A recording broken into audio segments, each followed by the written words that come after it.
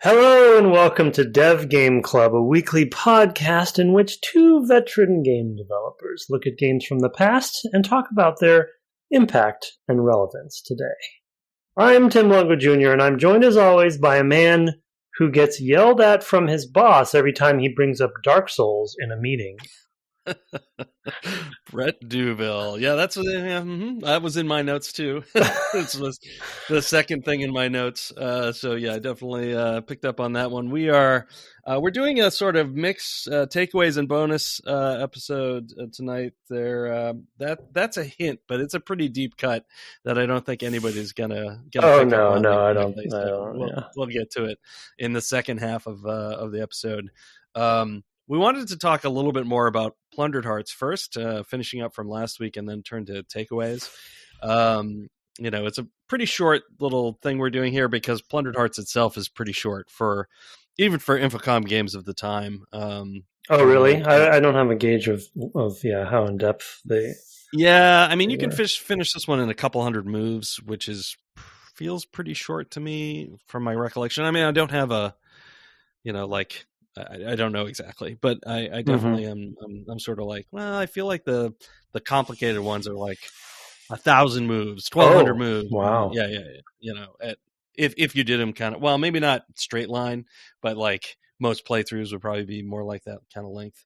Like, I mean, Deadline is 24 hours of, a minute at a time, so it's in theory, and The Witness too, I think is the same way. So they can be quite complex.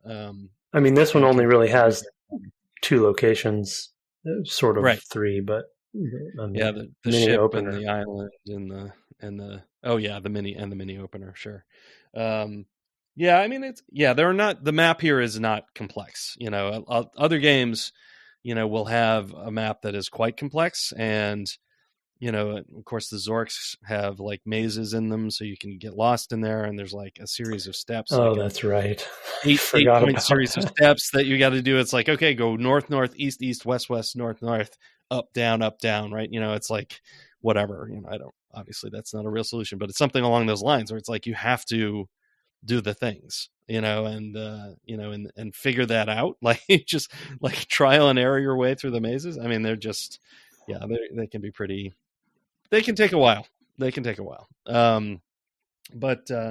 this one is comparatively short at around a couple hundred moves, I'm guessing, because that's about where I am. It is an introductory, sort of adventure as well, which is appropriate too, I think, for the audience. They were trying to reach, the designer was trying to reach, which was people who didn't normally play these sorts of games. I would guess, right? I mean, I think this is more towards, people who would be interested in a romance, themed adventure. And I don't think Infocom knew how to reach that customer in 1988. Common problem. Yeah. For games, as we've talked about a number of times. Especially if you're trying to shift away from your typical demographic. When you have such a base established, and that base has a certain expectation for the next one to come out, and then it's not that, and so it's a really hard transition. I mean, at this point, like the industry had probably very little idea about how to do that sort of stuff, marketing wise, and PR wise. So yeah. I mean, reaching out to people who weren't picking up hobbyist, magazines like Byte and like Nibble and things like that, and there was a PC one. Well, I guess Byte was sort of a PC thing, but I mean, you had like a handful of hobbyist magazines. I mean, there wasn't even, like the EGMs of the world, and then there was probably Nintendo Power, but this wasn't a console game, right? So, reaching and finding, moms and wives of gamers was, a very difficult task, I think, at the time, and probably contributed, to this game's lack of commercial success. But anyway, as we talked about, it is a critical success. I do have to say I did not quite finish. I was trying to also fit in our bonus games this week and ran out of time a little bit. And I'm also doing a Rogue Legacy 2 New Game Plus, so that needs a little time. And yeah, I can't help myself. Oh, you're doing New Game Plus with Rogue Legacy? Yep. Oh, they have a very exciting they have a whole system.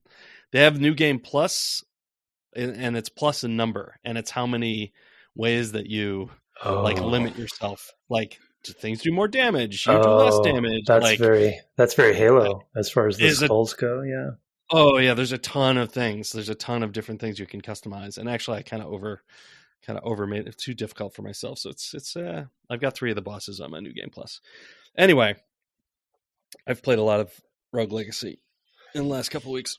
Well, I got to hand it to you. Like you haven't looked up hints for Plundered Hearts, and I did. So right. So that's I got that's impressive. 18 out of 25 points, legitimately, and I feel like it's one of the and there's been several times where I'm like, oh, this is totally going to be worth a point. And in one case I found a bug, and in another case, really? I found a really funny thing. So I found a case where the parser didn't track an object of mine.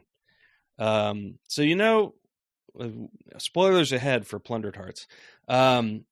Text adventure. How dare you? 35 years ago. Do you know the library has a knob on the wall where there's a hat? Yeah. Uh-huh. And you have to like pick up the hat and pull a book off the shelf and like press the thing on the wall on the globe. Mm-hmm. Which, by the way, did you look at the banknote in the? Mm-hmm. Did you look that up? Okay, I did, because I was to find an image. There was a banknote. There's another thing that was very common in these games and that carried over into LucasArts adventure games, at least, and maybe others, was that they came with what they called feelies. Which was, something they'd pack in with the game that kind of gave you the flavor. In this case, it was a banknote. And in the game, they refer to the banknote and say that the portrait looks just like the banknote. So they did actually have graphics, is my point. And that, I looked at the manual too, so I got to see everything that was in the box. I found some PDFs in place. Oh, okay. Yeah. I didn't look up the manual. And if you look at that, that's what gave me the idea of like, okay, I figured I picked up the hat just because there's a hat here. So of course I'm going to pick up the hat. And then I found the treatise, and that was pretty easy. I was like, okay, that's a real trope, like the bookshelf. The book, yeah. Mm-hmm. I thought for sure I was going to pull the book and the whole thing was going to rotate, and it made a sound, but then I'm like, oh, but nothing opened. And then the globe was the part that took a bit. But I went and looked at the banknote, and I was like, aha, because it says the portrait. Because I was examining everything in the room, and then like I got to the portrait, it's like, oh, it looks like the banknote that was in your handout. So anyway, the bug I found was I had gotten the garter from Lucy, mm-hmm. and I put it on the knob that the hat was on. No, you didn't. Really? I did, and it let you? I thought it let me, and then I put the hat back on it, and I was thinking I'm gonna get LaFond in trouble somehow. Like that was my theory. Oh my god! If that worked, that would have been. It would have been amazing. Incredible. But I'm pretty sure when I came back, I lifted the hat and the garter wasn't there. I couldn't get the garter back, so I actually had to go back to an earlier save. It wasn't on the floor. It was wasn't in the room. It seemed like it got lost. So I'll go try it again. Maybe they. So I'm pretty sure it let me do it though. Yeah. But did you need it anymore? Oh, you're on your way. You would come back, so you had already given it to your father? I hadn't given it to my father. Okay, yeah. Because I hadn't got down there yet, because I was still figuring out how to open the. Yeah, I got it. The portrait. So you wouldn't. So that's an A-bug, yeah. Yeah, it's not because he won't come. I think you give it to him to get him to leave the cell. Oh, I don't think you have to. I think that's flavor. Oh, okay. Or because he did follow me out, I'm pretty sure. But I actually went back to get it because I thought, oh, you know what I'm going to use the garter for? This was where I thought I was being quite clever. I'm going to use the garter to tie the crocodile's mouth. That's okay. Well, because there's a trap door there I haven't figured out what to do with yet. Trap door where? In the dungeon. So you go down into the dungeon, you get the key and stuff, you come back and there's a trap door, and I'm like, okay. So what I'm gonna do then is I'm going to I'll wrap this around the gator's mouth while it's asleep. Uh-huh. And it lets you. Oh my God. And it describes it. It's like it fits snugly over the alligator's mouth. Oh, that's and then incredible. You know what happens? You lead your father back through there, and the son of a gun takes the garter off his mouth and says something about Lucy. It's amazing. He notices it. Oh, he notices it and takes it off, and so I don't know how. If I need, I assume I have to get back there. How the crocodile is resolved later. I look forward to it because I'm thinking just hook. The best. I'm thinking there's clock. Two. I don't know. Well, there's two. That and the trapdoor. Just that whole ending sequence. I guess spoiler. Then you do go back down. I know I go back down because there's a trapdoor I haven't figured out. And that's how these games work, right? So I know. But and that was actually part of the thing is a lot of my muscles were coming back as I was playing. I just can't believe that what they let you do with that garter then. Yeah. That's amazing. Yeah. It's really good. So you can put it different places, and unfortunately one of them was a bug, but not an A bug, because I don't think your father needs. I know he doesn't need it because I tied it around the alligator's mouth. You can just sort of wait, and there are things that if you do things, it will respond to the fact that you did it.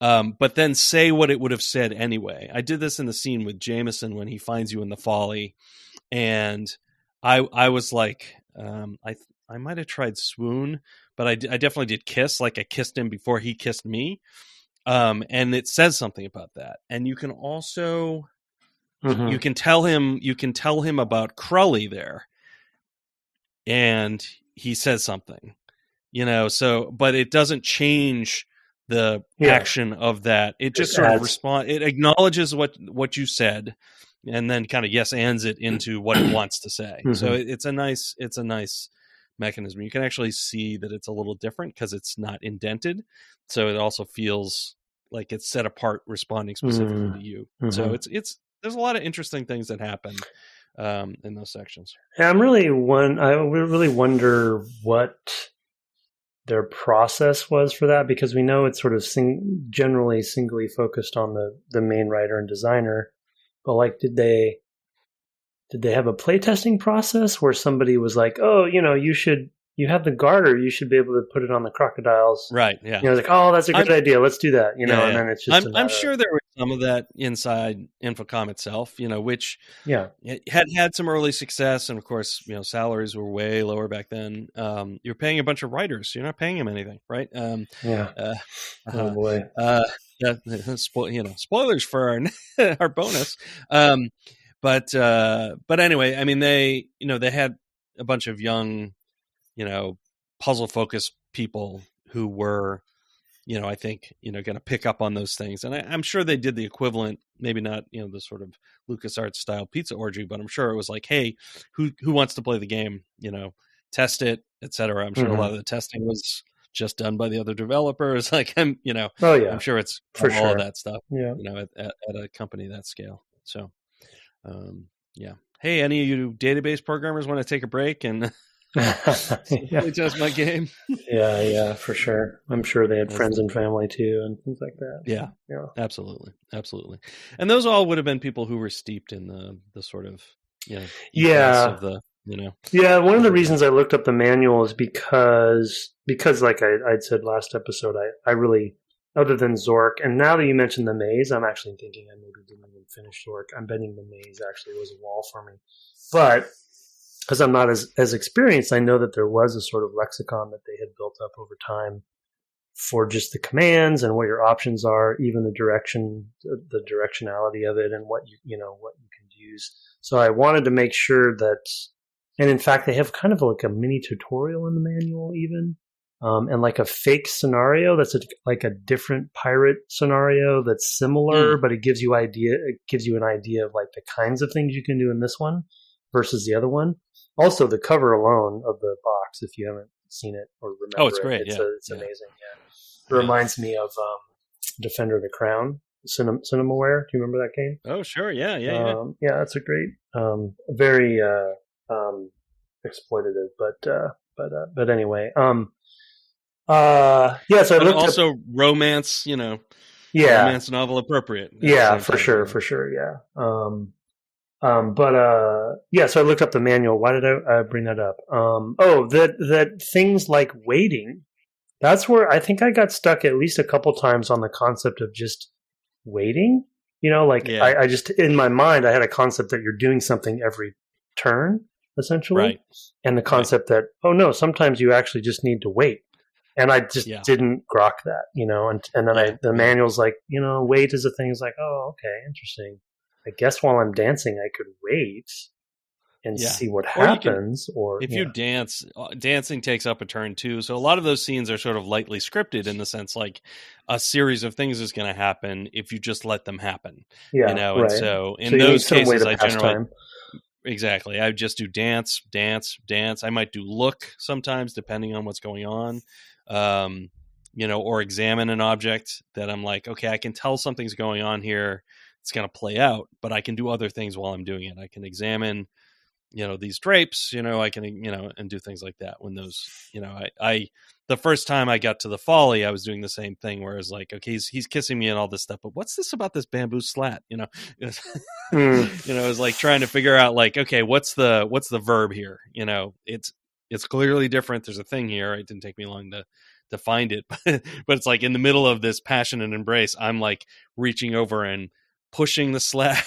I'm trying to slide the slat, and then I pull the slat, and he's like, I've got to go now, and I'm like, oh, cool, thanks. I've just pulled this thing off the wall. So it's there's a little bit of sort of gamer comedy, knucklehead adventure game.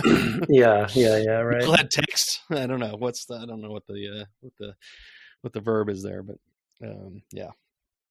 I mean, it's because we talked about it being one of the reasons. I think both that Reed suggested it, one for the different genre, but also just the flexibility, and I'm sure they all have that kind of flexibility to some degree. But it is, I don't think I was thinking outside the box enough to experiment, in those ways, because I was so like single-minded, and I guess I wasn't like experimenting, just for the sake of it. And you kind of have to, like, I mean, at a certain point, I got stuck, as we were talking about in pre-show. I had missed something. I think it was just like because of how I played it, and I'd taken a break at a particular spot. When I came back, I had something in mind I was doing, and I missed a clue of something I was going to need later, and it took me forever to find that again, which is normally what happens. Like it's very similar to like doing inventory combination in a graphic adventure game, where it's just like, well, I'm just going to go to every object in the world and put the rubber chicken with it and see what happens. This sort of similar thing happens. Like, okay, let me load the save and revisit every place I've been and look at all of the locations and see what I've missed. If there is a thing I've missed, is there a thing dropped here? Is there, whatever. And that's how you end up finding those things. Is you have to stop thinking it is a single playthrough experience, because it's almost never is. It is failure driven in the old text adventure games in a way that more recent, graphic adventure games were not, or at least in the LucasArts mold. Yeah. That's one of my takeaways. For sure. Trial and error. Yeah, it's a different style for sure. And it is also, I even found myself doing that though in the graphic adventures when we played Day of the Tentacle, Aaron. There was that like car's really dirty, so as soon as you clean it, it's gonna rain thing. It's like you make go up back your to own, there and you make up your own assumptions. Yeah. And you can go back to people, and what they will say to you again, or what appears in the text again, is normally enough information to solve the puzzles. And that's a muscle I hadn't exercised in a while. We haven't played an traditional adventure game here in a while, so it's just kind of fun to do that again. Because back then I was good at them. That is something I haven't done in more than 30 years, and it's definitely something you lose. Comes back, but I wouldn't want to tackle like some of the other ones, like Suspended, which I mentioned, or Trinity, which is one that's really crazy. I've looked at some others that have won. I've downloaded several now into my iPad because I hope to play more of them. Like, there's some really good modern ones. There's one that Emily Short wrote called Counterfeit Monkey, which is a play on counterfeit money, because the mechanic in the game is you can add letters to words and change things. Add or remove letters from words. And I'm like, oh my God, that is so for me. Like, I'm the target audience for this game. So I'm hoping to give that one a try. I've downloaded some others as well, because that's what always happens when I think about text adventures. Like, I should play some of the modern ones. So we'll see how that goes. I'm not committing to anything, but let's. Unless you have anything else to talk about with respect to that part of the game, I didn't quite finish. I've only got 7 more points to find to get a perfect run. I don't think I have too much more. I mean, I think we talked about it a little bit last time, and maybe a little bit post show last time, but I don't think they're really my thing per se, but I definitely ended up appreciating this one, and and I guess the genre, the type of game that it is, but also this one in particular for various reasons. But I think it's just a reminder. I know that that's kind of the whole point of your pitch for this series of podcasts we're doing, but it's just a reminder that, obviously stating the obvious of what you can do with text and what you can do with good writing, and the amount of interactivity that these games have. And I just felt like I was very surprised at how much I felt like I was in a swashbuckling movie, and a romance, right? It does such a good job. All of the tropes are there. There's the mystery on the boat before you leave about, like, why is the boat blowing up? Why are we all dying? And then kind of unraveling that. So there's even like a good sort of mystery in there, and you kind of piece those clues together through trial and error. That's one of the tougher puzzles in the game, by the way. That beginning one.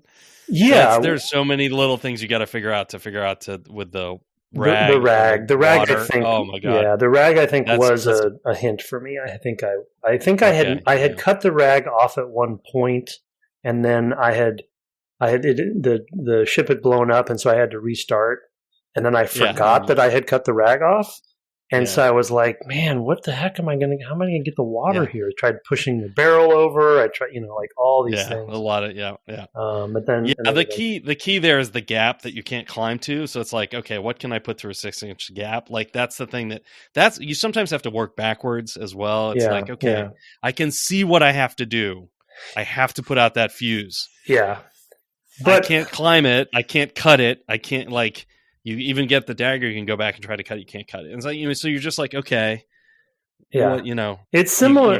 You take steps back, basically, at that point. Yeah. But, I mean, to that point, though, it's similar to your Day of the Tentacle, example with the car, which we talked about, then. And, like, puzzle, not having obviously made an adventure game, not especially a text adventure game, but, talking to Tim and Dave on that podcast, et cetera. And I think LucasArts was like the bread and butter of LucasArts were sort of the comedic puzzles, right? But because, like, it's got to be so difficult to create a puzzle that is not creating assumptions, in the process of it, because it could be so much like the wax lips with the rhinoceros kind of problem or whatever. Right, exactly. Where you're like, that doesn't really, it's funny, but it doesn't make enough sense for me to get there. And the reason I bring it up is, there's a water barrel on top of the stairs leading down to the cage, which is like, of course, I can't get through the cage, so I have to spill the water to go you know what I mean? Like, so there's there's things adjacent enough to it to where you're going to clearly make an assumption, a poor assumption. Yeah. Maybe that was obviously by design, but still it's like, you know, no, I get it. I mean, these aren't often multiple solution type games. You know, they're very much like, they're like a bad D&D campaign where it's like you have to do the one thing, you know, and you know, I mean, it's like that, you know, it's because, you know, both design limitations of the time. Like, I mean, one of the things that you have to be careful about when you're doing a text adventure is, okay, if I introduce this verb, in some ways that's cutting things off in the future from you, right? If you introduce spill, like, now do I have to think about spill everywhere else? Like, anywhere else do I now not want to ever have something spillable that, you know, because I have the spill verb, and how do I handle it? How do I make it clear that you wouldn't want to spill here? Like, those are the sorts of questions that I imagine they have to go through. And I mean, but I will say that is a very tough puzzle to happen on the ship, you know, like, but it does set you up for later being like, okay, I know how to take care of the gator. Like, I got to the gator and I was like, oh, I know what to do. That one took me no time because I had already worked out that you could throw things at other things, right? Which was a thing I mean, I'm sure I've done it in the past, but you know, I don't remember that from whatever, more than 30 years ago when I was a wee baby. So yeah, you weren't even born yet. Not even born yet. But so once you finish, we can maybe do a quick catch up, because I think the ending, you know, continues the trend of really nailing it on the head when it comes to what this is trying to do. And I think I felt like it was a pretty gratifying ending. Yeah, I look forward to it. I mean, I've been definitely pushing the edges of the thing, you know, at different points now, and tying things together that don't make any, you know, it's like I'd spent a lot of time just like banging my head against what am I missing? Like, replaying a section and going, oh, what am I, you know? Yeah, it's almost like you have to retrace have something. Yeah, retrace your steps. I mean, it is. It is what you have to do. You just have to go everywhere. I think that the puzzle you're on right now, I think, is the last hard one. I would say. Yeah. I think the rest of it's. I can believe that, because then you want a kind of triumphant, you know, ramp to the end. You know, I've already figured out some things that feel like they're beyond this puzzle with the mirror, and you know, so I like signaling the ship, and so it's like I signaled the ship, but then the ship fired on my position basically. So I don't want to do that until I can get past the thing that's blocking my way. So anyway, what did you say? So what did you use to signal the ship? The mirror. Because you can flash the mirror and then they reply, and you've had the mirror forever.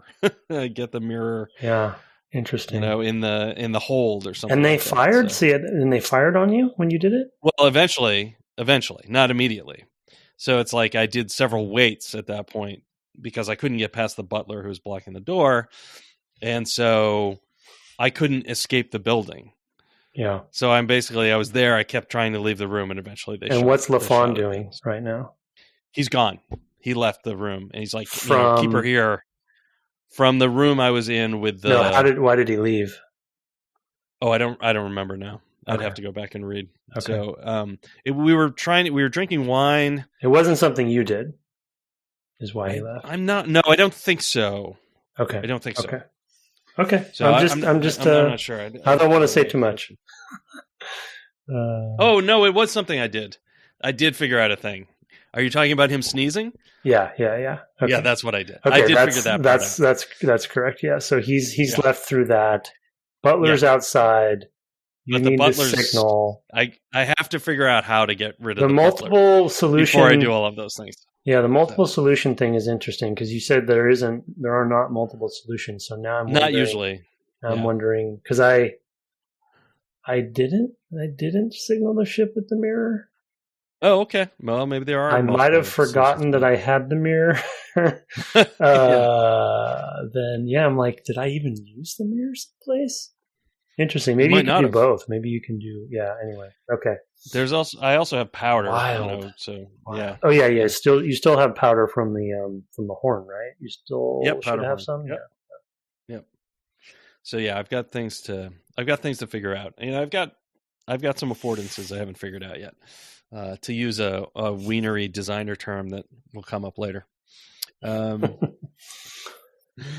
Anyway, let's talk takeaways. It's a fairly brief, discursion into text adventures, but I didn't want to give you a massive long one either to try. Oh, it wouldn't have happened. I mean, I probably would have just used a complete walkthrough or something at some point because it's just that one you're talking deadline or whatever it's called.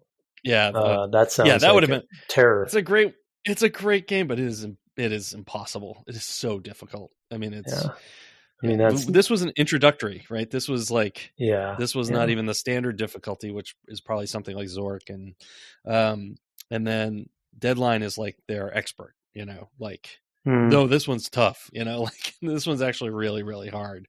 This is for people who are really, really into this stuff. And because you have to play it a dozen times. I mean that's the kind of thing I'd have to play over like a year, probably. You'd have to play it for. I mean, I played it over the course of a vacation week, and struggled through it. And the internet wasn't really a big thing then, so I guess I don't know how I did it. Oh, you are older than I thought you were. Okay.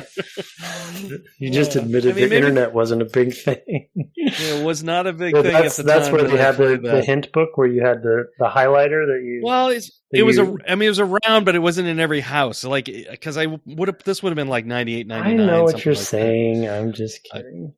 Yeah. Anyway. Webster. You used Webster as your web browser or your search engine. Yeah, it's a real thing, people. If you don't know what Webster is, look it up. I used links. All right, let's turn to takeaways. At the end of this time, a very short series, we do our takeaways. I have a handful. I'm sure we'll have some overlap, so I tried to think of some other things to throw in there. They might touch a little bit on our bonus games in my case, because I think it's useful. Because the next game we're going to play, I don't think we'll have some of those things. So I did bring that in, but just to say, so you can go first, sir, as you so often do. Yeah. So I'll just the one I already mentioned, I'll just throw out there. The trial and error methodology or whatever you want to say. It makes sense, but it's player hostile. Yeah, it was just a very stark reminder of the old days, where it's like it's okay if this was an okay thing to do, and it was not even just okay, but it was actually built into their game design on purpose, for getting to elongate the playtime or get more, sort of like, I don't know, the structure of it relies on it for the most part, right? Because that ship, especially in this one, most likely the ship is going to blow up on you a few times before you figure it out. It did. And so, yeah, I think I maybe mentioned it last time, but I was like, how am I going to finish this game in 48 turns? Like, there's no way I can get 25 points in 48 turns. That's impossible. It didn't dawn on me that that there's more that you could solve the ship blowing up. I thought, at first I thought the solution was, stopping the ship from blowing up. I was like, oh, okay, I got the ship can't blow up. All right. And that didn't even occur to me. And then when it continued on after I figured that out, I was like, oh no, this game's still going, which was a kind of a nice revelatory moment. But yeah, trial and error structure, and sort of like all that brings with it. And this is a partner to one of my others, but yeah. Yeah, I mean, I think, to that point, one of the risks of the trial and error method is, as I mentioned earlier, is like the bad DM who gives you something super specific that you're just not getting enough information about to pick up, and what are you trying to say? I'm not speaking to you in particular at all. But I certainly have been that. I know DM, what you're saying. Yeah. Where it's like, oh, I've got this cool puzzle based on like the colors of the rainbow or something, but I haven't given them enough context to figure that out, that's what that's about, right? And I say that because I've done exactly that, like come up with a cool puzzle but didn't give enough surrounding context, and so the trial and error becomes impossible, right? It's like, well, I'm just throwing darts at a dartboard, but the dartboard's in a dark room, like I'm not even sure which wall it's on. So I think, inferior text adventure games, and even, some of the graphic adventure games, I think suffer from this as well. I mean, we've played Myst, and we've played, Day of the Tentacle and the Space Quest and King's Quest. There were definitely games that were trying to be competitive with those that were just not fair, that just, and that's the risk you run, is like supporting what you have there. So anyway, I'm going to go with, for my first takeaway, is seeking to subvert the mechanics, or to use their, the genre or the strictures of the game to sort of get your point across. As we talked about last time, with respect to, this being a game with a female protagonist and what that might be saying about women in the world. It leans into those mechanics, and I think that whenever you're working with, and this, there's a long history of text adventure games, 50 years, you are, you have to like use the genre to do something interesting, right? Especially the further you go along. I mean, I mentioned one earlier, that's by Emily Short. Like, you have to like find the ways that you can take the mechanics that you've got and like use that structure. I mean, that's what genre is all about, is like, you're in a structure, that people have expectations, and you have to do something interesting in there and not be just kind of hackery. You need to do something that subverts it, pushes it, leans on it, and in order to make the point, as I think this one does. I think that's something always to keep in mind, and there's a lot of ways in which games, will sometimes like go meta in order to, to get their point across or something like that. Spec Ops: The Line. That's the one. Yes. Yeah. So Spec Ops: The Line. Like that one kind of goes meta, like to push against its structures. And I think that's a little easier in some ways, but this one actually, to work within the structure to still get the point across, I think is really, really important. So, it So does stand out. I'm glad, Reed. Thank you, Reed. He might be listening to this maybe in about 5 years. Yeah, someday. And he'll be delighted, because text adventures are one of his favorites. Because he's a man of taste and refinement. Yeah, that's what you both say. So mine kind of riffs off of that one and my first one. And I guess it's a little bit of an obvious one now that I'm reading it, but despite the trial and error nature of how you approach the structure, I think the thing, like, I don't know, I feel like my life is a series of flowcharts. I just think in flowchart, like, just probably because of my job or something. It's just like flowcharts all the time.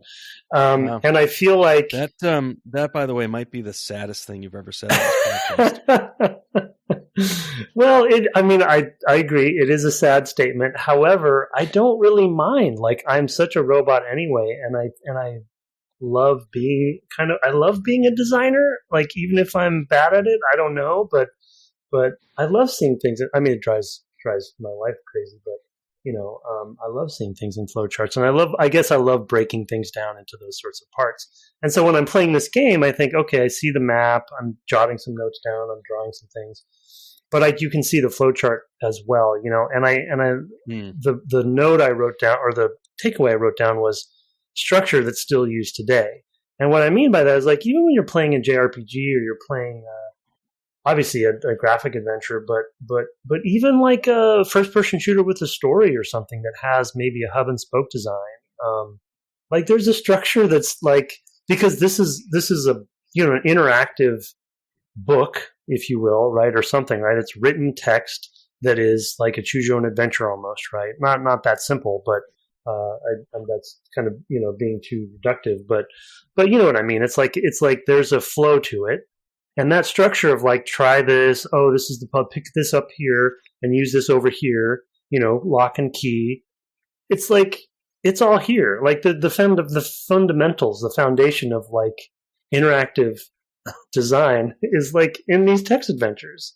You have an inventory. You have a thing you can put a garter on the mouth of an alligator. It's like, and you have basically a series of objects and things you find and people you talk to, and it's all been here. It's been here all along.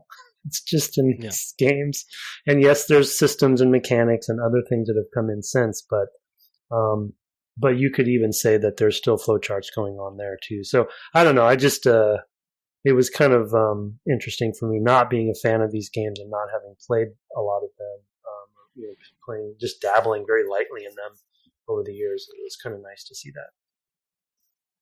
Yeah, for sure. I mean, at LucasArts, they designed most of the puzzles as flowcharts as well. Like, I mean, if you go back and look at the design documents from those games, some of which you can find online, if you go and hunt, I know people put them, like Ron Gilbert and Tim Schafer have put design documents up.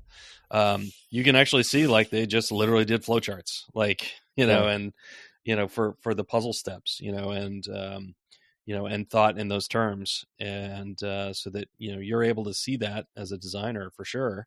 I'm just reveling in the text. So, and using the skills I've learned. But no, I mean, you do, we had this with the King's Quest and Space Quest. Like I definitely made, they weren't flowcharts, but I made a map, but then also like kept track of steps and then sometimes worked back from problems, like, okay, I'm here. I have this problem. Well, what would I need to solve this problem? Okay, well, how could I get that thing? Like, sort of like, kind of solution to a problem, which honestly is like programming. For me, it's like, well, I need to do this thing, right? I mean, that's what flowcharts were for in the first place, were algorithms to some degree, and like the object-oriented scripting, right? Like, yeah, exactly. It's like it's literally a flowchart. Yeah. So I would, I still work that way today. I was like, well, I need to have this. Well, what if I had this? Yeah. What if I had this thing? Like, okay, so now I've taken a step back. That's what problem solving is, right? And of course, these games are problem solving. I'm going to go with, let's see, I've got a couple more here. I'm going to go with one I've kind of already alluded to, which is knowing your players and responding to their clever ideas, even if they don't work, like the garter around the gator, I guess is what I'm trying to say. Wow. I guess it was a crocodile, but go with me. Yeah, alliteration or something. The corset around the croc, I don't know. But the keep going. Having that, I was really, I mean, I love tying that around that. And then my dumb dad, whose name was like Dimsford or something like that, comes along and takes it off. I'm like, what are you doing? Yeah, you would have just ripped. Yeah, it's too strong. Crocodile's mouth is too strong. It's clever. I give it to you. Yeah. But, I don't know what garters were made of in the, in whatever the time period of the pirates, the age of piracy. So, just that knowing wink at the player is so good. Like, coming back through there and, every other time I'd brought my father through there, like the gator had responded to the fact he was there and he'd say something to the alligator and then he'd take the garter and, and go. It was really good. Yeah. It's just like, that's my dad. It's just, you jerk. You just wait until the next crocodile encounter. I look forward to it. Yeah. I had been assuming. I laughed out loud. Now, like a clock. So I laughed out loud. Yeah, cool. It's not that on the nose as Peter Pan, but I laughed out loud. Okay, cool. I look forward to it. That's good because if it's coming at the end of the game, you love to have those kind of high points where they make you laugh. Which will tie into my next one. But go ahead with your final takeaway if you have one. Yeah, my final one is also obvious, but I put it down as more drama in the words, and it's not really the best way to put it. But what I mean is, which you being the reader of the two of us, obviously it's stating the obvious, but it just, they have the tools that they have to make these games, and the focus of them, in the early days, there were other games that used text, like we played Rogue, etc., in different ways. But, the graphic adventures didn't exist in the beginning, and they were using good writing and the flow of the structure of the game and the player as the one with the agency, and there's just so much richness in the experiencing of the game because of good writing. It just goes so far. And like I said, by the end, I could see the movie in my head. It's like, I could see Errol Flynn, or I could see, I don't know, Gina Davis, as I'm thinking of the sure, yeah. Was that Cutthroat Island? Was that what Cutthroat Island? Yeah, Matthew Modine as well. Yeah, and so it's like, and in fact, very expensive movie. I think Gina Davis was my protagonist in this, or something. Nice. Good choice. So it's so you could just see it all happening, and it's just such a testament to the great writing and the words, and how much I think in this day of like trying to search for photorealistic games and high end art, etc. And we'll talk about this, I think, some in our Twine in our next segment, a bonus segment, that it just goes such a long ways, and it's still, words are magical. So words are magic. You heard it here first. Yeah, in fact, I'm gonna not do the one I had. Maybe I'll mention as a little bonus. But I guess another takeaway I would take, especially considering one of our Twine bonus games, is going further afield. This is from a voice not traditionally represented in games at the time. And it shows. It has different influences than other games at the time. It's not a dungeon crawl or a murder mystery. It's and I am I will say that Infocom's legacy is particularly rich, actually, in terms of influences. They are not. I mean, they have some that are kind of like, there's a couple fantasy games and whatever.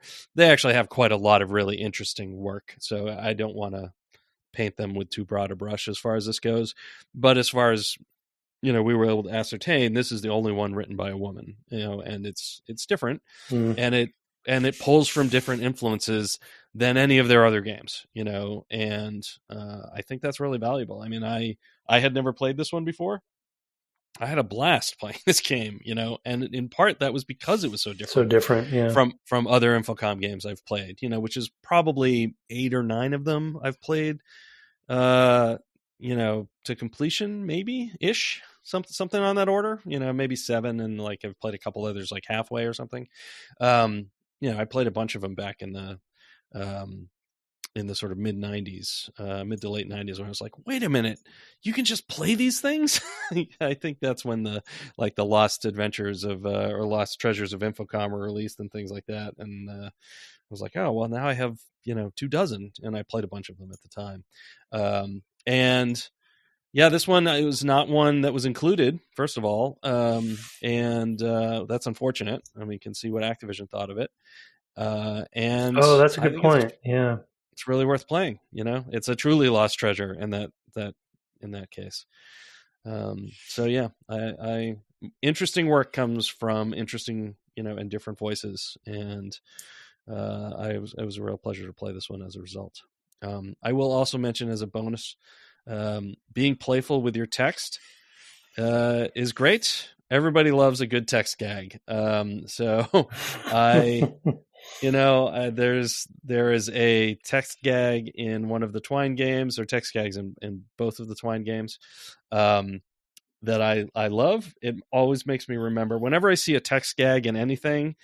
I just have to tip my cap, because I'm like, I haven't seen this one before. It's always is always my response when I see a new gag with text. I remember one in the series of unfortunate events, like the 8th or 9th book in that series.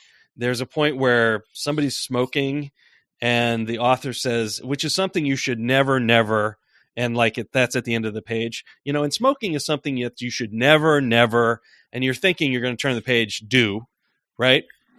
Mm-hmm. And on the next page, the whole page is nevers. Never, never, never, never, never, never, like a whole page of nevers. Nice. And like it was hilarious, right? I laughed, I fell out of my chair laughing at how the sight gag of turning the page to a billion nevers, and going on to the next page after that with never, never, never do, was amazing. And there's been some of those here as well, and especially in the Twine games.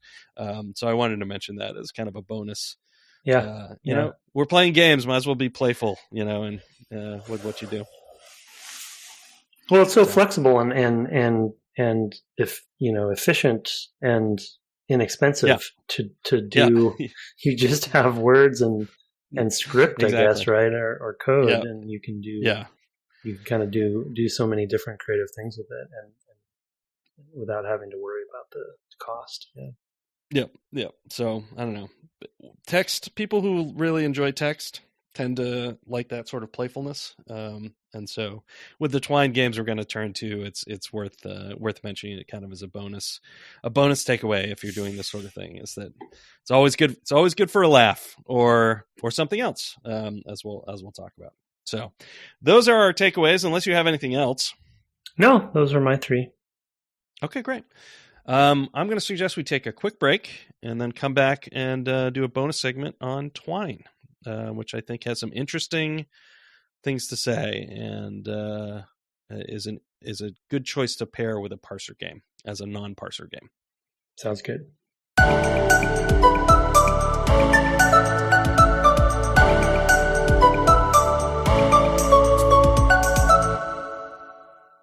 Welcome back from the break. We were doing a little bonus episode because, you can't just play one introductory parser game and, get the full, idea of what text adventures are.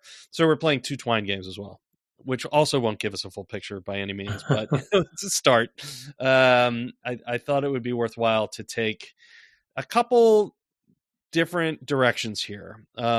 And so the 2 Twine games I picked for Tim, I should say first, and I'm going to go ahead and look up because I already forgot his name. The Chris Klimas was the inventor of Twine, which is a browser-based text adventure authoring environment and runtime for text adventures that are parser free. They're link based. Hypertext as a means for telling fiction is not new. I think I played my first of those when I was in college, so in 2020, but actually in the 90s. There was something going on with that at that time. I think people were exploring it with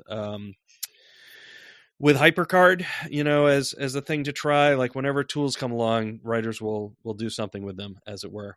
So that Twine is a response actually to an article by Emily Short in the mid-aughts saying, hey, do we really need this parser thing anyway? And I think that kind of led to this.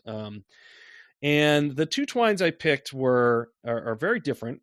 One is Howling Dogs by Porpentine, or Porpentine. I actually don't know how that is pronounced. Apologies. She is a trans woman game designer who she had done some parser fiction, I believe, before this, but this was the one that really put her on the map. It's in some ways intensely personal, and very much about lived experience in the world, even though it is lightly a science fiction game. And the other is by a friend of ours with whom we play D&D every week, Matthew Seiji Burns. The Writer Will Do Something. He wrote that alongside Tom Bissell, who I should also mention I also know a little bit. And that is it has a lot in common with Matthew's column he wrote for Game Developer. He had the back page of Game Developer for a few years, where he wrote, I forget what it was, something Wasteland. His name was Matthew Wasteland in that, so he was writing under a pen name.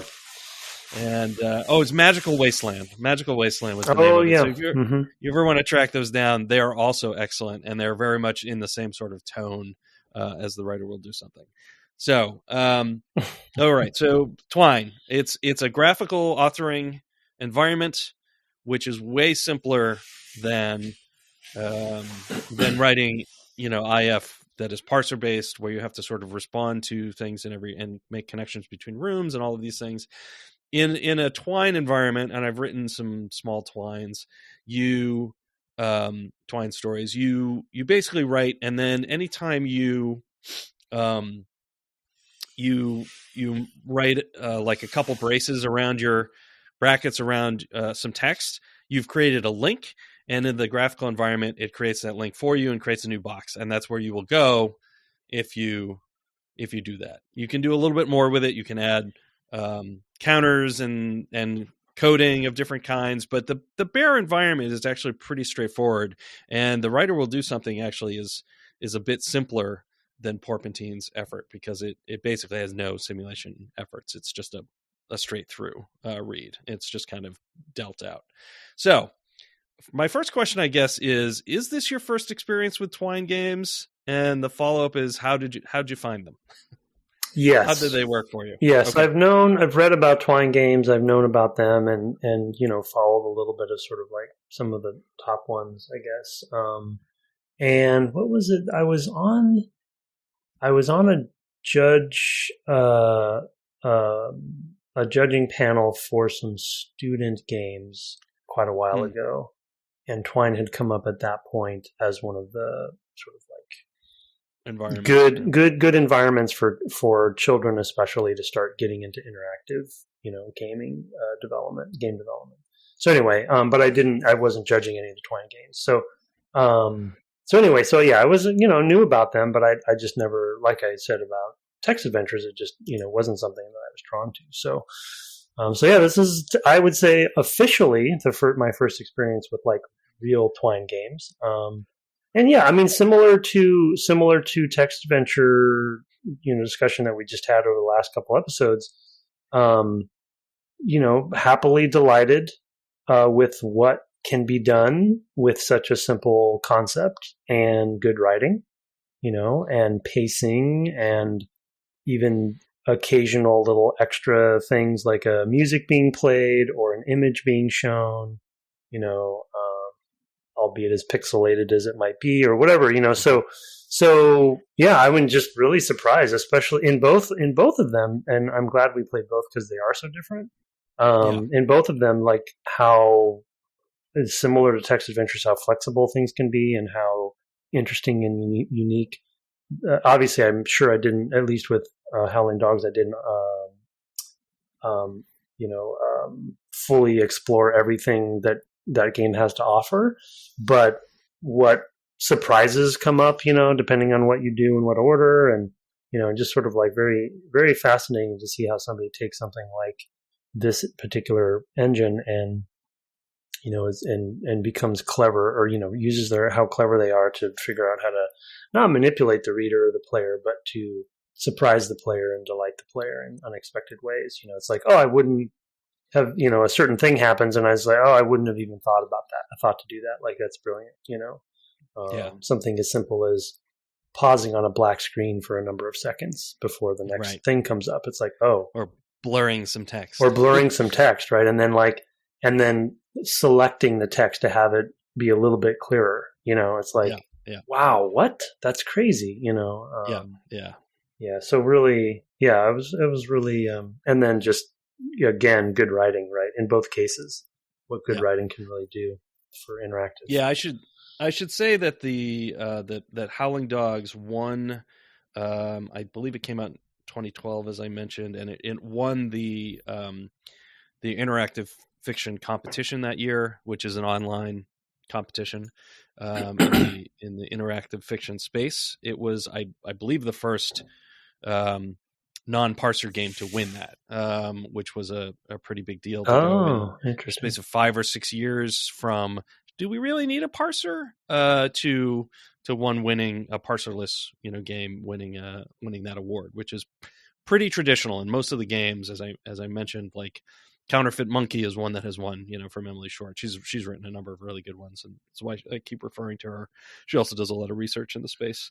There are some other great authors in that space as well, like Andrew Plotkin, and for example Meg Giant, who works with Inkle, in the case of 80 Days. So, and those are all sorts of folks who have won before or have won multiple times, but they're all kind of more traditional. They are parser based in most cases, and I haven't seen more recent Twine games that have won, but this kind of burst on the scene as somebody who had written some parser based Twine, but actually kind of really threw everything into this, I believe, first Twine of hers that was also part of a manifesto of, we should be really personal with Twine, break down all the boundaries, it because it is a graphical interface with extremely light scripting needs, the requirements are basically tag your text to say this is a link,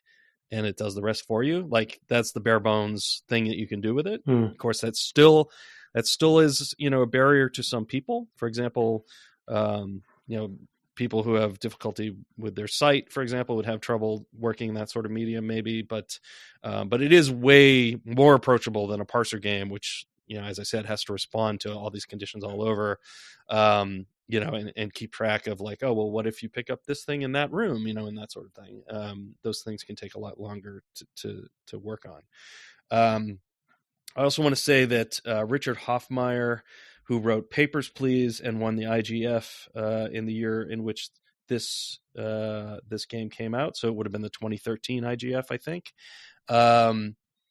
After he won the Seamus McNally Award, he shut down his booth, crossed out the name of his game, and put Howling Dogs, and then put that on his computer to play. So if you went to play Papers, Please, what you got was Howling Dogs. He felt so strongly about how good Howling Dogs was. Wow. So there is, there's a history here. I encountered it back then, so this was not my first playthrough. And unfortunately, I did not remember the sort of framework of seeing it from back then. I might have even been a judge that year, although I would have been judging technical stuff and not Twine games. So I don't remember now if I would have seen this as part of the IGF or just kind of later after that happened with Hoffmeyer. Anyway, I think it's a brilliant game. This is one of a handful of games that kind of made me really thrilled to the possibilities of games as a deeply personal mode of expression. And indie games had been coming along, all through that era. So this wasn't sort of entirely new. But this and some others were definitely games where I was like, oh, wow, finding these is going to be a slog, but if you can find them, there are some really great games out there being made in Twine. So I'm a big fan of this, and of course, I'm a huge fan of Matthew's work generally, and Tom's as well. And of course, that game is funny in particular to us. So I don't know. That's just kind of to set it in its context and give a little history for myself. So I think once you describe Howling Dogs as a very personal, because I looked her up afterwards because I didn't really know much about her, and of course her site comes up right away afterwards. Yeah. So you can see a lot of other stuff. I didn't play any other games, but and once I guess it's obvious now that you mention it, but when you say it's a personal story, then I guess I should have maybe assumed that going into it, but now that you say that and I think back to all the different quote unquote days and what happens, it makes a lot more sense to me, I think. Because it's it's indie, but I would say it's also experimental, and I don't know. Yes. So it's there's a lot of interpretation going on, I think, about what's going on. You take what you can from it. So yeah. Yeah, I mean, broadly speaking, it's a game in which you are a a person who is in a particular space of like, I guess 4 rooms. There is the room in which you wake every day. You have a bathroom, which it calls a lavatory. You have the what's it called? Is it the playroom? Activity room. Yeah, activity room, and then there's the room where you can sort of relax, which is sensation, a more comforting room. I thought it would start with an S. But yeah.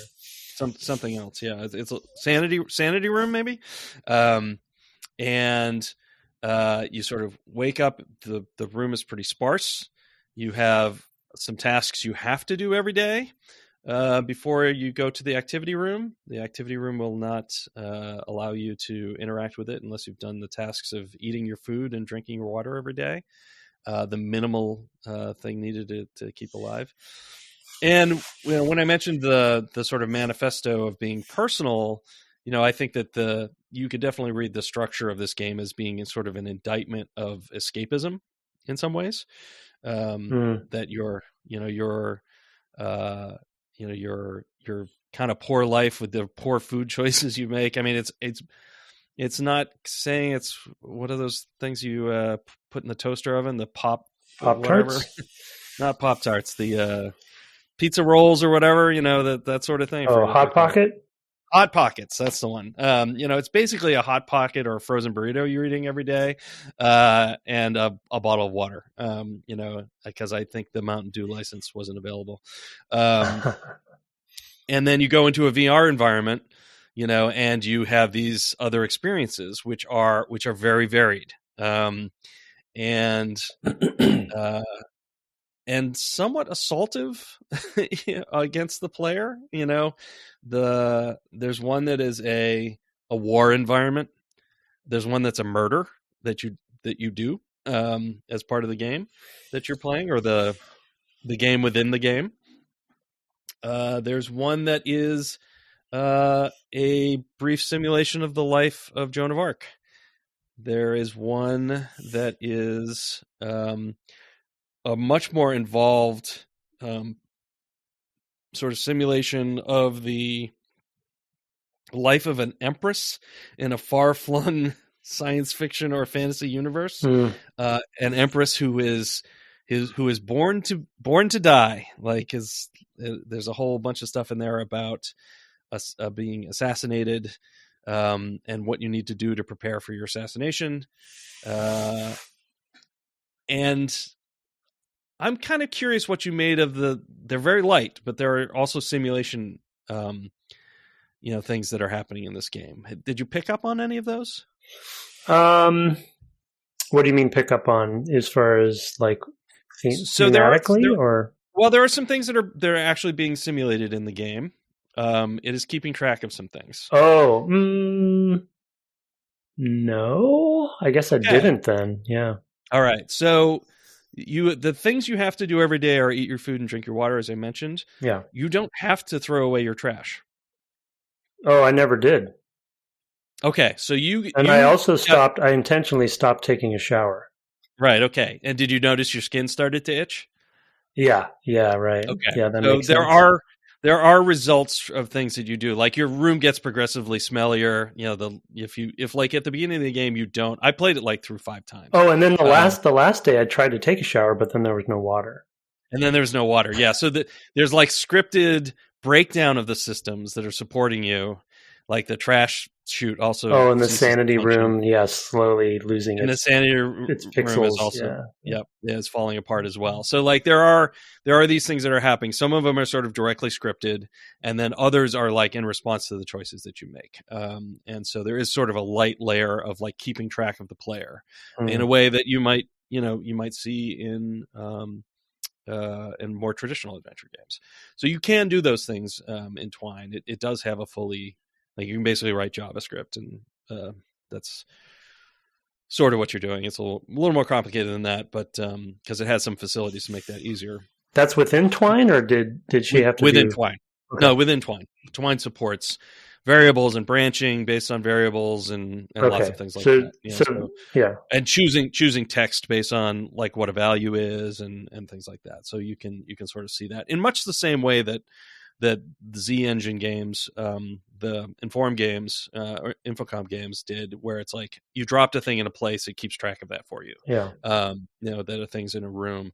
This will do the same sort of thing where you could get to a place and be like, oh, there's a thing here, or the number is this, do you want to do something special about that number? You can do quite a lot of very rich things with it. So a lot of there are a couple things in the war scene. I'm curious, did you just go through the battle? I remember, well, when you say through the battle, I guess so. I mean, I remember eating somebody's flesh or something. Yes. Yeah, it felt very Warhammer to me, that particular scene. Like it felt like a far future Warhammery kind of thing. You also have the opportunity in that to say, "Oh, this is a little too much." Yeah, right. Yeah, so I think it probably was the way that I was trying to push, I guess, the boundaries. Yeah. So usually when it gave me a choice to do, to kind of like retract whatever, because it did give you that choice a few times where you're like, oh, I'm done with this, or I don't agree. I usually took the harshest, choice. Okay. So yeah. I think it's worth playing, doing both, coming back to it and doing it again and trying the other things, because I think then you start to see the full project in some ways. Got it. Because there's a later thing that that happens as well. So, and this will be sort of the last thing I talk about, I guess, these two things. One is that, like, it's almost like the game within the game mocks you if you pull back from the sort of nasty battlefield stuff where you're like, oh, geez, I don't know. It gives you this very generic, like you're in a tea room, which I was kind of laughing about because you. Yeah. And there's like a woman who's just kind of generically attractive sitting there with you. Like, it's very like vanilla in some ways. And it's like you're not taking risks. Or something. Yeah, it's like the hardcore developer saying, "Oh, if you just want the baby game for babies, you can do this." And it's like not even filling things in because it doesn't even treat it seriously, right? Which is sort of also like a critique of the game industry being like, yeah, we don't invest in those things, which is another reason why this is a good pairing with Plundered Hearts. Okay. Yeah. So yeah. Then the other thing is, I mentioned as my bonus thing that everybody likes a good text gag. There is a point in the assassination section with the Empress where you have a dream. And there's a ton of hyperlinks on the page. That was great. It's a big block. It's a block text. Yeah. It's a huge, big block of text. And that itself is very funny in a way. It's a joke. You click on any number of these links and it just says, that's interesting. Like if somebody were telling you about their dream, which is a total thing, right? Like, oh yeah. Interesting. Right. I feel like it's also like my interpretation of that was it's also a play on the sort of maybe text adventure, but also just adventure games where sometimes there's a default response, right? To like, oh, you look at the banana. Oh, hey, that's interesting. Look at exactly. Right. Yeah. So not to say that. Or you see that a lot with. No, I think it's also true, right? And there's a lot of that in parser games where it's like, well, there's limits to the parser. They can't write something for every verb, right? So they do. Oh, you don't see a this there, or I don't know how to whatever. Yeah. I don't know how to verb, right? And they have a generic response. So one of the things that I thought was really interesting about that section is, one, like if you played it as you did, it's like, oh, it's a good joke and a good commentary on the limits of parser fiction or Twine fiction or whatever. It's also there's something subversive in there.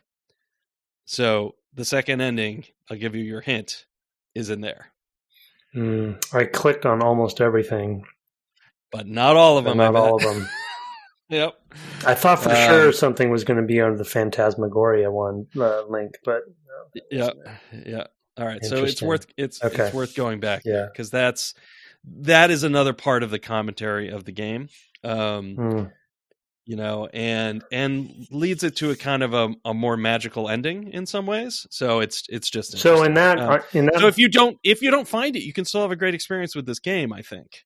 And another subversive thing that she had done with this game is that when she submitted it, to the competition, her commentary was simply 2 significant endings. That was the whole like setup. Yeah, I was like, here's this game, go play it. So it's a little bit of like you're searching. It's almost like a mystery. Yeah. What was that? Frog Fractions comes to mind. Exactly. As a subversive. Exactly. Yeah. Like, what is this? The paperclip game too. Universal Paperclip or whatever it is. Universal Paperclips. Oh, I don't know that one. It's by Frank Lance. I thought of it as maybe another thing for us to play, but it's not. It's mostly a text game. It's definitely worth playing. Man, I love that game. I played that. I was like, game of the year. Oh. And it plays in a browser over the course of, I don't know, a couple hours. Okay, so I think we've sort of exhausted what I want to talk about with Howling Dogs. I think one thing I will say about it is I think that the text is a little off-putting. It's evocative and poetic and sort of allusive with an AL, not elusive with an EL. It's elusive, and it's, I think if it were longer, if there were more of that text, I would find it insufferable. It's that kind of tone. Yeah, it's why I can't read H.P. Lovecraft. I know you like Lovecraft. I do not. Because it's too much of the thing that it is, right? And I think if this game were more of what it is, it would drive me crazy. Yeah. And it would be unapproachable to me. But it's light enough that it works for me. Yeah, that's fair. Yeah, and I think I think if this game were any longer overall, I think it seems like it's probably the right length. I assume Twine games are generally like a one sitting kind of thing, right? Because you can't really save them or. You can. There's a way to do that with cookies, and it has built-in scripting to do that. It also dawned on me at one point that I'm in a browser, which is sort of one of my we're not doing takeaways necessarily, but I just hit back. Yeah. And it's like, oh, right. It's just funny because it's like browser, like the new like as opposed to text adventures, parser. Right. It's like the web browser is a new, like that's a game platform. Just being a browser, and what do you do with that, right? Using the mechanics you have. I'm sure somebody made a Twine game where going back and forward had some.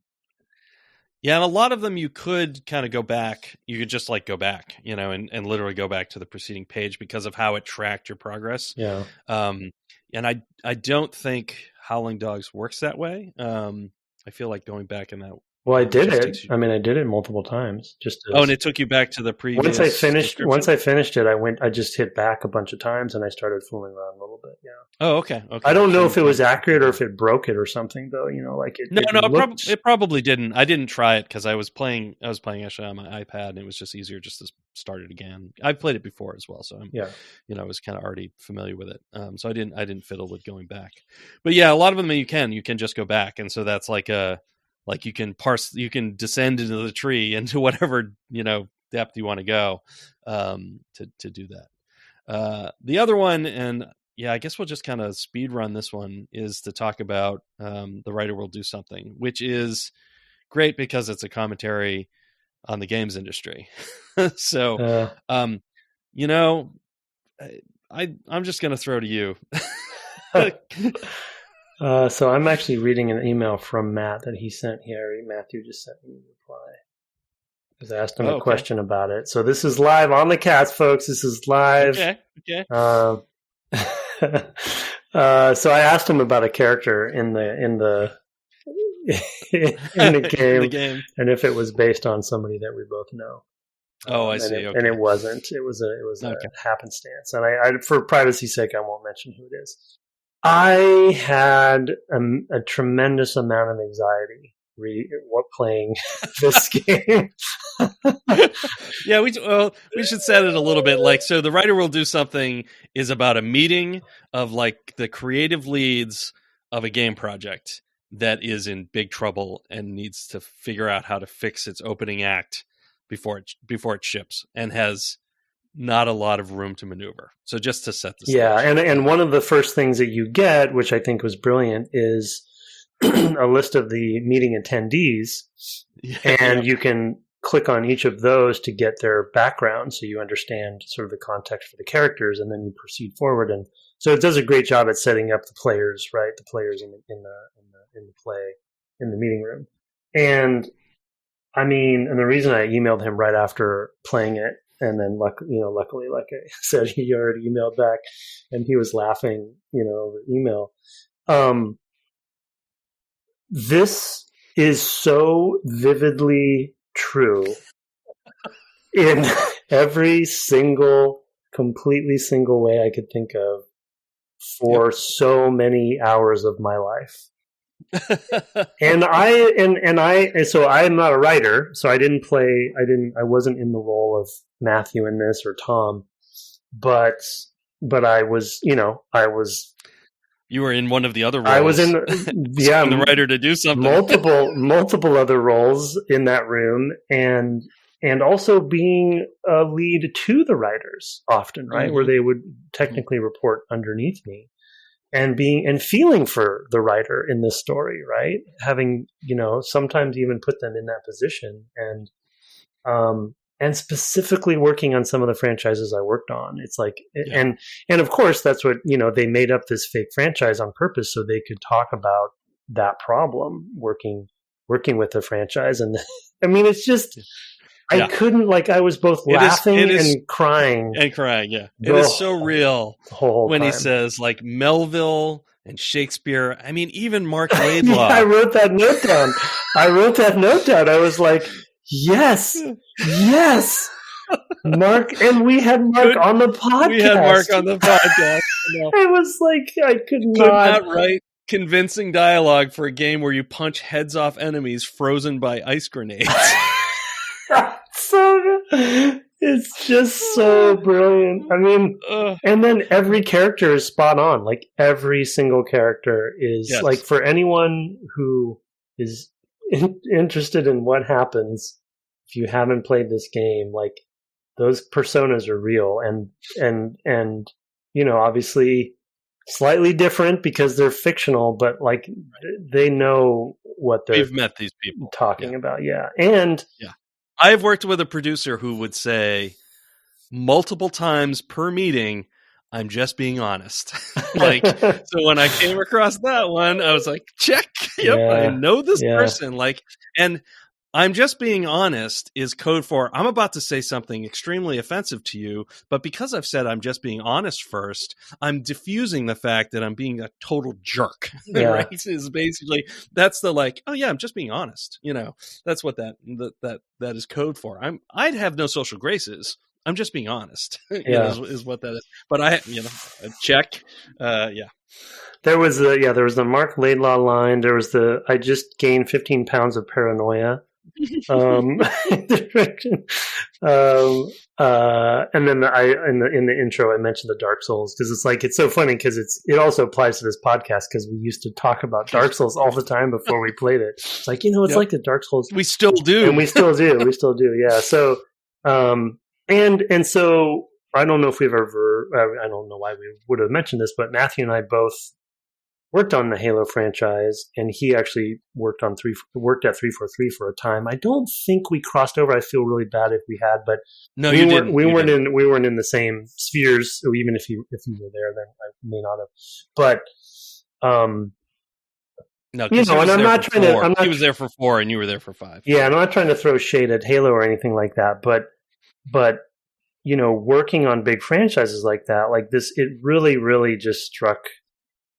I mean, it's almost like I know that they didn't quote people from meetings, but it's almost like they did. Yeah. It's just so spot on and terrifying, and I'm playing through this game and I'm thinking to myself, man, those are just the worst. They're just how did I get myself into this, And like I said, there were many times when I'm in that creative director role in those meetings, right? And I'm thinking, man, am I that bad? Or what could I do differently? And I'm always trying to be self-conscious about that stuff or self-aware about that stuff. But it's just so good.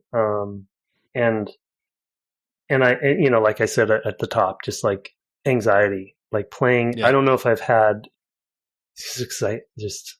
I don't know. They just nailed it. I also love the audio department. Greenland, a distant, harsh land that nobody ever thinks about unless prompted. Yeah. Yeah. It's all the mistakes too, like all the assumptions and all the different, and I feel when you did have choices of how to respond, and I didn't do all of them, but every single one of them was a failure. Like none of them was the correct answer, because that's how those meetings are. It's like it's a no-win. If you're situation. At that point, you've lost. You've already lost the game. Yeah. So good. It's so good. Yeah. It's so good. It also uses repetition to good effect, although in this case comic. I mentioned that sort of as kind of the framing for the first game, the first Twine, but this also has the repetition of a scene in order to make a point. So it's and then it's also the ending, the 6 months later ending, is so tragic. It's like so perfect. Yeah. Oh, and then when you were talking about text gags, there was the time where they had the big long answers that were in tiny text, and all three of them come up, and you start reading them, and then they just go away. They're panning down the screen, and somebody walks into the room and interrupts before you have a chance to speak. Yeah. So they even have the sense of like timing and because nobody could read all of that text. I read very fast, and I couldn't read any one of them entirely. Right. Which was perfect. I mean, it was just like, oh, so good. Both of these games are great examples of Twine games, and they're just two on a huge spectrum of Twine, what you can do with Twine, and it is a full featured programming environment if you want to use it that way. It's probably not the best for certain types of problems you'd try to do with games, but it is really robust and does a lot. And I've played with it myself. I've taught it. It's a great learning tool because there's so many limitations. You have to sort of like think about, okay, what do I have? I part of why we use this as a tool was like, okay, you have your constraints here are like you have text. That's what you've got. You've got text and branching, and if you want to go into variables and stuff, like you can do that as well. But really fundamentally, what can you do with this? And it's a great sort of constraining environment for design. And, when I was talking about my takeaways, like using the structure that you have to get your point across is very much a part of Twine games. Yeah. It's a great example. Yeah. Of not what you can do with how much you can do with so little. It's really sure.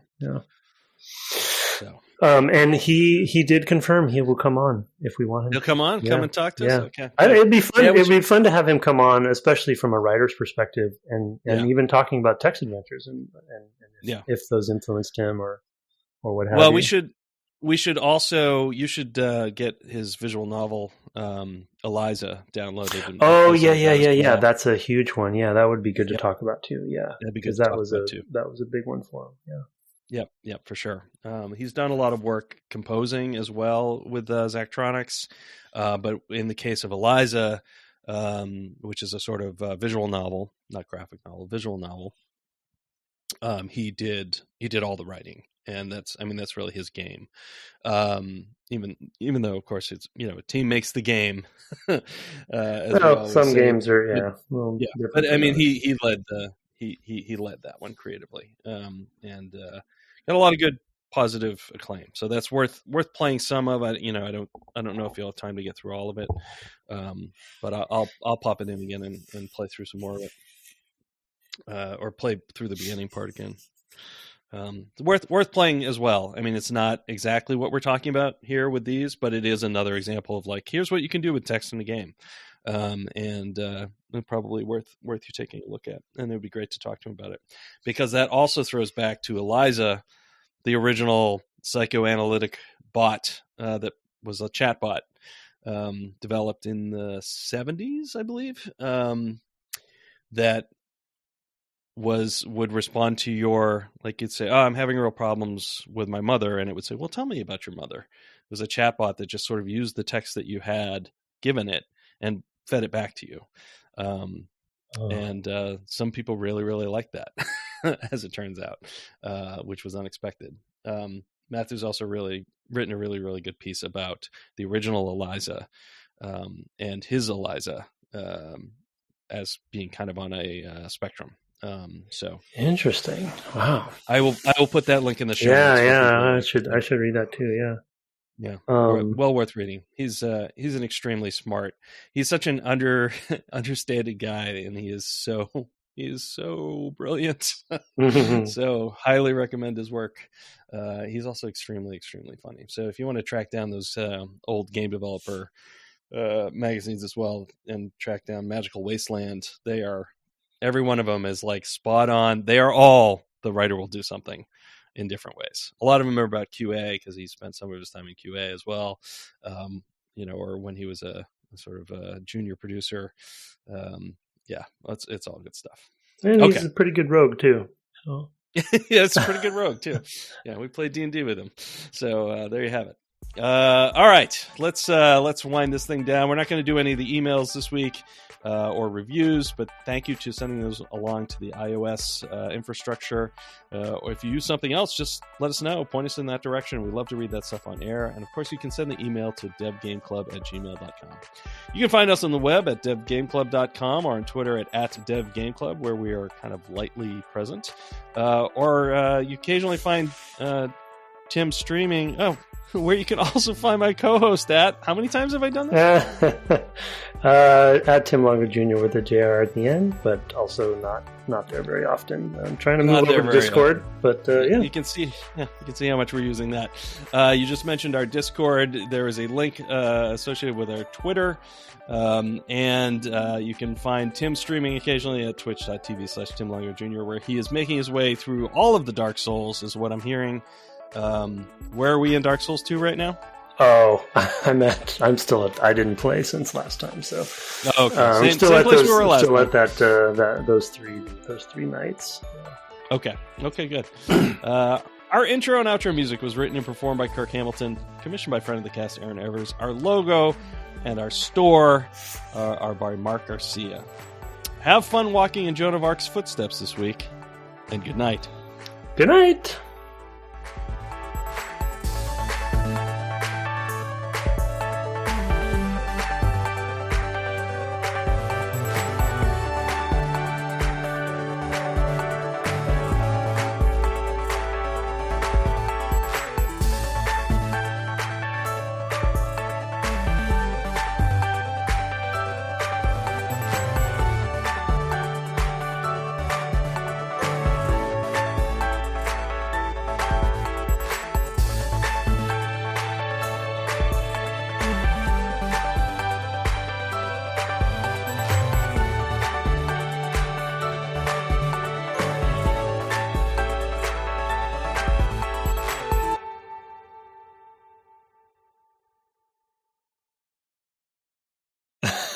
That was, you didn't even get to one. You just said you're hosting. Yeah.